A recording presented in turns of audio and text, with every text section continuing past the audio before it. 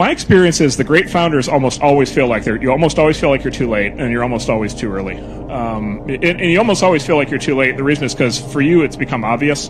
Like for all of you, everybody listening to this, like you've got some idea in your head, and like as far as you're concerned, the world should already work this way, which is why you're pursuing it. And so to you, it's a little bit inexplicable as to why it hasn't happened yet, and there must be 80 other people going after the same idea, and it must be just about to happen, and I must be too late. Which is, by the way, which is actually how I felt with Netscape. I was like, we're too late. Which in retrospect we weren't. The reality is you're almost always too early.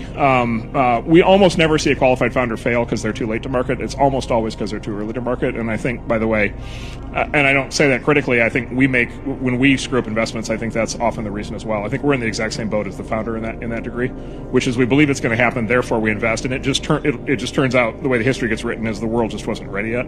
So I always like to point out, like the iPad was like this breakthrough product in 2009, and Apple, oh my God, they invent all these things. Well, there was this thing called the Newton 20 years earlier in 1989. If you haven't heard of it, look it up on Wikipedia. It was the iPad 20 years earlier, and it was like virtually the same thing. And the world just wasn't ready yet. The technologies weren't in place. You didn't have mobile broadband. You didn't have the high-resolution screens. You didn't have the battery technology. And they brought the thing to market, and it crashed and burned, and it convinced people for 20 years that tablet computing would never work. And then they did it again at the iPad, and it worked. I think that's the permanent curse of the entrepreneur.